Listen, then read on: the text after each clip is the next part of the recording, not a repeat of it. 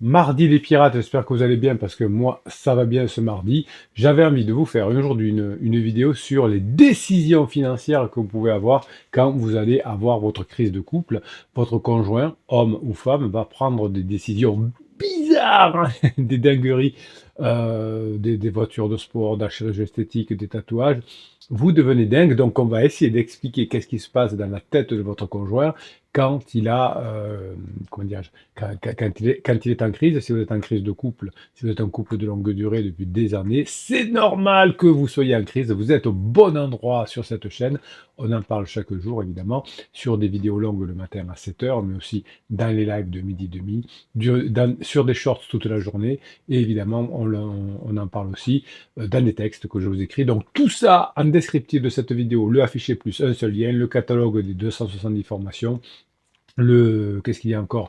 Le groupe Facebook des pirates qui vous aide à mettre en place ce que vous apprenez dans les formations et les coachings, les 6 coachings, dont les nouveaux coachings mensuels. Et vous avez aussi, évidemment, ce côté Telegram là qui vous regorge d'informations toute la journée pour vous aider à mettre en application aussi tout ce que vous apprenez dans les formations et dans les coachings. Cette crise de couple que vous vivez, évidemment, elle est dramatique, hein. C'est comme si on vivait finalement un film, hein, dramatique, et la crise de couple vous remue profondément, hein, comme un film dramatique. Et imaginez, vous avez regardé, ou votre conjoint a regardé un film dramatique, et quelques heures plus tard, vous êtes confronté à une décision importante à prendre: acheter une maison, investir dans une start-up, acheter une voiture, faire de la chirurgie esthétique, etc., refuser une opportunité, changer de boulot, etc. Eh bien, sans même réaliser, l'état émotionnel provoqué par ce film change votre choix. Alors, ça vous semble peut-être absurde, mais c'est ce que les neurosciences nous montrent aujourd'hui chaque jour. Donc, quand votre conjoint est dans un film dramatique, c'est-à-dire qu'il s'est pris la tête avec vous, par exemple, qui ne sait plus où l'année, etc., eh bien, ses émotions vont façonner son choix. Alors vous aussi, hein, évidemment, pendant votre crise, c'est exactement ce qui va se passer, même si les émotions que vous vivez avec votre conjoint qui vous prennent la tête, eh bien, ça va vous faire prendre des décisions souvent déviantes qui pourtant n'ont aucun lieu avec le couple ou les émotions. Vous prenez des décisions dans votre travail néfastes qui vont vous faire reculer. Et bien, ça, ce qui arrive à votre conjoint en crise notamment, et ça vous le savez, votre conjoint au début se retourne contre vous: «C'est de ta faute, tu m'as fait souffrir». Après, c'est les enfants, c'est la famille, c'est les amis, ils ne me comprennent plus, il y a que Pansement qui me comprend, et en dernier, c'est le boulot. Mais dans le boulot, on prend des mauvaises décisions évidemment, quand on est en crise de couple notamment, parce que quand on est en crise existentielle, eh bien, on a des émotions qui sont, déviantes.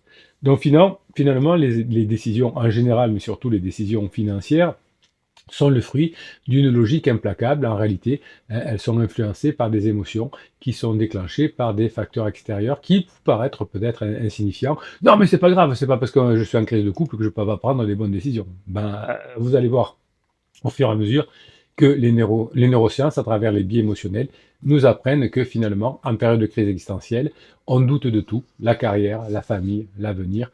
On ne sait plus où on en est et on prend des décisions mauvaises. Une étude d'ailleurs qui était menée en 2022, pardon, par l'Université d'Essex, révélait que 73% des hommes prennent des décisions financières, pardon, plus prudentes après avoir été exposés à des émotionnellement chargés. Chez les femmes, aucune variation significative. C'est-à-dire que en fonction de l'émotion, si j'ai eu par exemple très peur, je peux moins faire de bêtises. Si je suis euphorique, comme en début de crise existentielle avec mon pansement, etc., je peux faire des dingueries, d'acheter une voiture de sport ou un appartement avec mon petit chou.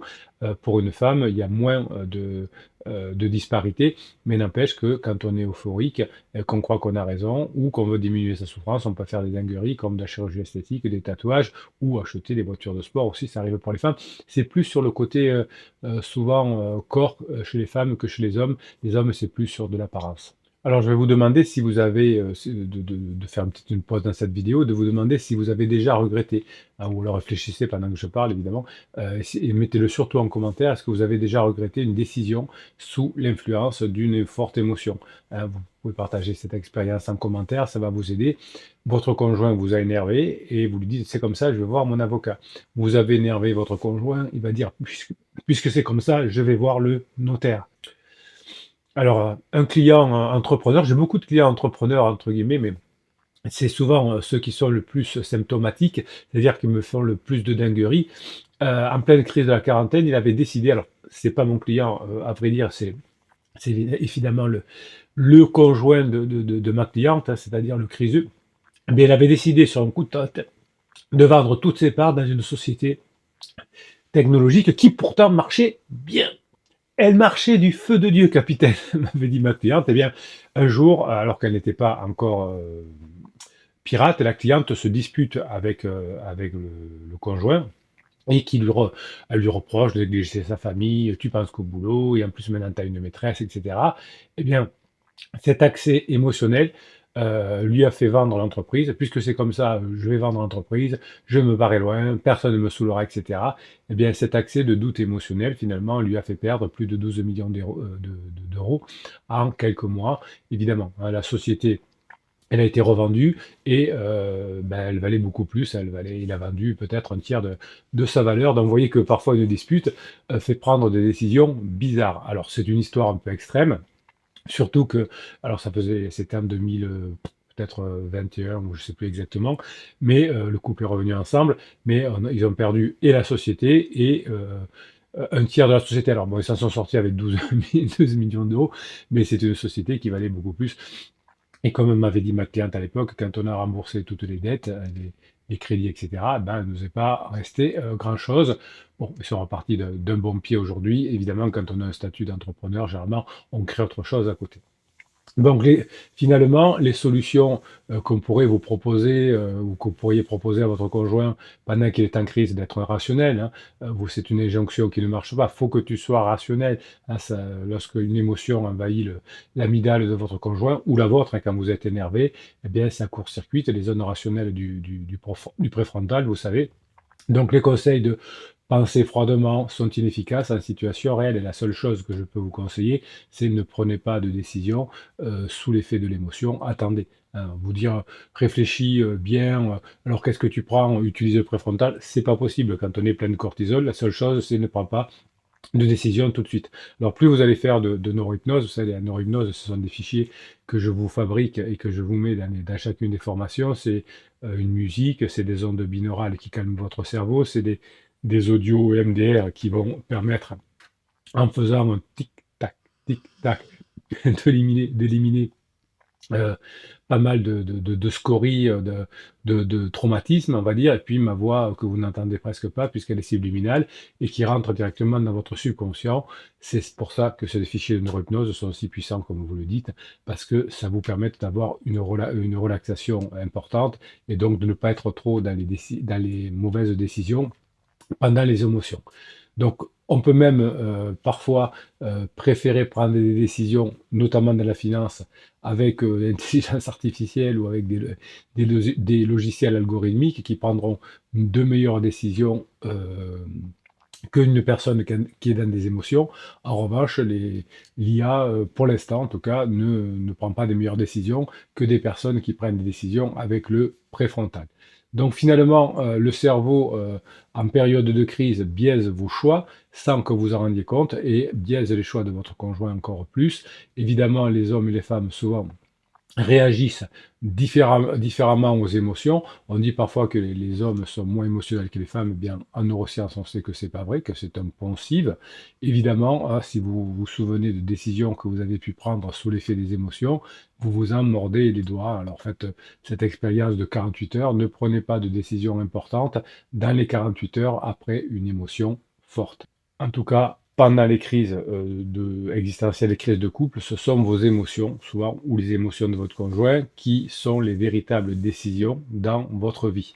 Donc les décisions, qu'elles soient financières ou pas, sont souvent présentées comme des choix rationnels. Je suis allé voir l'avocat parce que ça, on n'en pouvait plus. En réalité, les neurosciences nous montrent que si vous pensez que vous prenez pendant les crises existentielles de votre conjoint ou pendant votre crise de couple, quand vous êtes énervé, quand vous êtes en colère contre votre conjoint, si vous pensez que vous prenez des décisions rationnelles, c'est un mirage. Effectivement, lors d'un événement émotionnel, hein, lorsque ça survient, ces émotions vont influencer puissamment vos jugements, même si le lien au départ entre l'événement et la décision semble inexistant. Je ne vois pas pourquoi il y a un lien entre comment dirais-je? Entre le fait que je me sois disputé avec mon conjoint et la décision de licencier un collaborateur.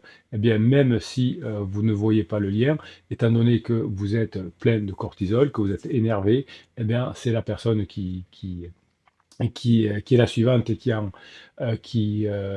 empathie. Je cherchais le mot, je cherchais le mot.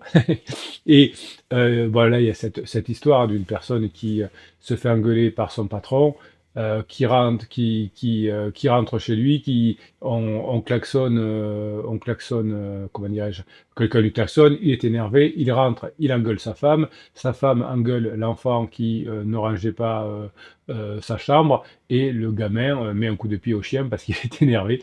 Donc le fait que le patron ait engueulé une personne le matin, ben, c'est le chien qui prend un coup de pied le soir. Alors évidemment, c'est une métaphore et c'est une histoire. Ne donnez pas de coups de pied aux chiens, évidemment.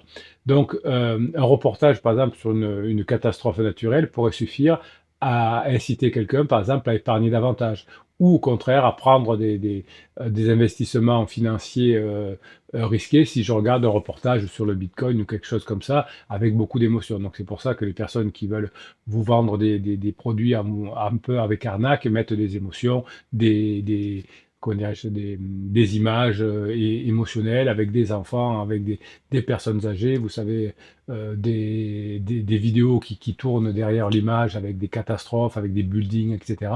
Hein, ici, vous êtes évidemment au bon endroit sur cette chaîne YouTube parce que comme vous le voyez, eh ben, il n'y a pas d'image qui diffuse, il n'y a que de l'intelligence émotionnelle et de l'intelligence sociale, mais aussi de l'intelligence scientifique. Voilà. Moi, j'ai fait le pari, et c'est pour ça que ça marche aussi bien depuis 1999, de ne pas vous manipuler, mais de vous donner de l'information. Alors, c'est moins puissant que pour vous faire décider à acheter des formations et des coachings, mais au moins, quand vous prenez une formation et un coaching, c'est efficace parce qu'on n'est pas dans de l'émotion, puisque je vous démontre aujourd'hui que quand on est dans l'émotion, on prend des mauvaises décisions. Évidemment, hein, vous avez peut-être connu des histoires d'un colporteur, de quelqu'un qui sonnait à votre porte le soir et qui vous finissait par vous vendre un produit dont vous n'avez pas besoin. En tout cas, peut-être pas vous, mais peut-être à des personnes âgées qui profitent effectivement de la faiblesse des personnes pour agir avec ces émotions. Donc vous faites attention comment dirais-je, de ne pas agir sous l'effet émotionnel évidemment, mais faites attention aussi de ne pas trop passer dans des instants émotionnels avec votre conjoint, notamment quand il est en down, parce que s'il est en down, votre conjoint, eh bien, qu'est-ce qui va se passer? Je vous le donne en mille et mille. Eh bien, il va partir plein de cortisol et il va prendre une décision qui ne va pas dans le bon sens, appeler l'avocat ou aller voir Petit Chou. Donc finalement, vous apprenez au fur et à mesure de ces vidéos le matin, hein, qui sont des vidéos qui vous permettent d'apprendre des choses, qui vous permettent de récupérer votre conjoint. Le live de midi 30, généralement, c'est plus pour bavarder avec vous, vous apporter des solutions, des conseils. Mais le matin, effectivement, on apprend véritablement des choses qui vont vous servir toute votre vie. Les explications neuroscientifiques, c'est que le centre des alarmes émotionnelles, qui est l'amygdale, c'est cette petite structure cérébrale qui détecte et amplifie les émotions négatives, active chez votre conjoint en crise la lutte, la fuite, voire le gel, c'est-à-dire que je fais rien. Donc si vous provoquez votre conjoint, il va lutter avec vous et il peut aller voir l'avocat pour répondre aux provocations, mais si t'es pas content, va voir un avocat. Je suis en train de m'engueuler avec mon conjoint, et finalement, il peut le faire puisqu'il est dans la lutte. S'il est dans le gel, il ne fera pas grand-chose. Si vous ne provoquez pas outre mesure, eh bien, votre conjoint ne prendra pas des mauvaises décisions, ce qu'on appelle ici chez les pirates les propulsions. C'est-à-dire que si vous ne faites pas de propulsion, votre conjoint ne pourra pas partir du domicile, puisque pour partir du domicile, il faut qu'il y ait à la fois une propulsion, c'est-à-dire que je sois viré de mon couple, en tout cas qu'il y ait beaucoup de pression à l'intérieur du couple, et une attirance, hein, une traction vers l'extérieur, vouloir plus de liberté, vouloir aller avec mon conjoint, avec mon pansement. Mais s'il n'y a pas la propulsion de la personne qui est en place, c'est-à-dire vous les pirates, eh bien la plupart du temps, la personne est plutôt dans la fuite par rapport à vous ou dans le gel, et ne va pas quitter le domicile. Très souvent, vous me dites, Bruno, c'est dommage que vous n'ayez pas connu avant, parce qu'effectivement, j'ai suivi le conseil d'un psy de quartier ou d'un mauvais coach, et j'ai mis de la pression pour le faire réagir comme on m'avait dit le coach, et ça ne marche pas. Donc, lorsque l'amygdale domine, elle interfère avec le cortex préfrontal, qui est le siège de la réflexion rationnelle. Donc ce cortex préfrontal qui est la tour de contrôle finalement qui joue un rôle clé dans les décisions rationnelles est beaucoup moins performant sous stress émotionnel. Donc ne mettez pas votre conjoint sous stress émotionnel et vous ne vous mettez pas sous stress émotionnel, faites plutôt de la neurohypnose, du sport, écoutez les formations du capitaine en boucle. Évidemment, ça vous évitera de prendre des mauvaises décisions. Si vous êtes en colère, si vous êtes anxieux, si vous êtes anxieuse, si vous êtes inquiet, inquiète, eh bien votre réalisme va diminuer. Évidemment, les hormones du stress qui sont le cortisol et l'adrénaline, une hausse de ces hormones crée un sentiment d'urgence artificielle. C'est pour ça que si vous faites monter le cortisol ou l'adrénaline de votre conjoint, il aura un sentiment d'urgence de quitter la maison. Pendant la phase d'alarme, la première phase de la crise existentielle, votre conjoint a un sentiment d'urgence parce qu'il a beaucoup de cortisol et d'adrénaline dans son corps. C'est pour ça qu'il a l'air déterminé, c'est pour ça qu'elle a l'air déterminée, c'est pour ça qu'il va aller voir son petit chou, parce qu'il a beaucoup de cortisol, donc il veut échapper à ce cortisol qu'il estime être produit par vous, hein, à la maison, par vos disputes. Et donc il a ce sentiment artificiel de divorcer, de vendre, etc. Si vous passez la phase d'alarme, le taux de cortisol et d'adrénaline diminuant, eh bien, votre conjoint fera moins de choix impulsifs, comme vendre des actions, comme vendre l'entreprise, comme vendre une maison, comme refuser de discuter avec vous, etc. Donc finalement, nous sommes programmés ainsi et c'est une origine évolutive. Nos ancêtres qui vivaient dans des environnements où une réaction rapide au danger augmentait les chances de survie, eh bien aujourd'hui ce mécanisme se déclenche dans des contextes modernes, des crises existentielles notamment. Et évidemment, ça peut être contre-productif et on peut avoir des ennuis financiers en prenant des mauvaises décisions. Donc une émotion forte, même liée à un contexte différent, amorce l'esprit de votre conjoint ou le vôtre d'ailleurs et influence une vision avec des décisions futures. Donc plus vous allez être dans du badinage de l'humour, c'est-à-dire vous allez passer des bons moments avec votre conjoint, moins vous aurez cet effet d'amorçage qui va propulser votre conjoint. Donc vous ne pouvez pas gérer la crise de votre conjoint, vous ne pouvez pas gérer la crise existentielle de votre conjoint, mais vous pouvez gérer votre façon d'être de façon à ne pas entretenir ou amplifier cette colère. Votre conjoint va plutôt avoir son cortisol, sa adrénaline qui va se retourner contre son pansement, puisqu'il ne pourra pas le retourner contre vous, et ce sera la fin rapide de pansement, puisque votre conjoint pensera que ces problèmes viennent maintenant de pansement. Tant que vous n'avez pas bossé sur vous, tant que vous n'avez pas montré à votre conjoint que vous avez changé, eh bien votre conjoint ne peut pas voir que l'adrénaline, le cortisol ne vient pas de vous, puisque vous êtes toujours en train peut-être de le provoquer, parce que vous ne pouvez pas faire autrement, vous n'avez pas encore suffisamment maîtrisé vos pensées et vos émotions. Donc, ne prenez pas de décision après un événement émotionnel intense et ne provoquez pas d'événements émotionnels intenses contre vous parce que vous allez être associé évidemment au mal-être, au cortisol, à l'adrénaline et votre conjoint va s'échapper loin de vous. Au contraire, si vous faites ce qu'il faut, si vous ne commettez plus d'interdits, eh bien, vous avez compris que les émotions de votre conjoint ne feront pas qui s'éloignera puisque vous avez plutôt des bonnes émotions ensemble. Donc les hommes et les femmes sont vulnérables face à ce phénomène émotionnel. Vous avez appris aujourd'hui que les hommes, grâce à l'étude de l'Université des sexes, les hommes font plus de bêtises quand ils sont sur le coup de l'émotion que les femmes. Ça remet l'église au centre du village. Mais attention, si vous êtes une femme aussi, vous pouvez être victime de vos émotions. Si vous êtes en crise de couple, évidemment, vous êtes au bon endroit sur cette chaîne, puisque chaque jour davantage, vous allez apprendre comment fonctionne le couple, comment fonctionne la crise de couple. Vous avez des couples de très longue durée qui, autour de vous, ont démissionné, ont divorcé. Eh bien, vous, c'est pas le cas, puisque les personnes qui se sont séparées, qui ont abandonné, généralement, n'avaient pas le soutien des pirates et n'avaient pas toutes les connaissances, des formations et des coachings pour les aider. Vous n'avez aucun doute à avoir sur les probabilités que vous avez de revenir ensemble. Si vous mettez bien en application tout ce que vous apprenez, si vous faites aider par les autres pirates, si vous aidez les autres pirates, si vous êtes patient et persévérant, eh bien, la pente naturelle d'une crise de couple de longue durée, c'est de passer vers la phase 4 à condition d'apprendre ce qu'il faut. Voilà mes pirates adorés, je vous souhaite le mardi que vous méritez. On se retrouve à 12h30 pour le live. Vous êtes des privilégiés, vous apprenez comment sauver votre couple. Vous allez être un exemple pour vos amis, pour vos enfants, etc. Et vous allez aussi, en plus de récupérer votre couple, pouvoir être dans le plaisir et le bonheur. Je vous souhaite la journée que vous méritez, mes pirates adorés. Je vous kiffe et je vous kiffe grave.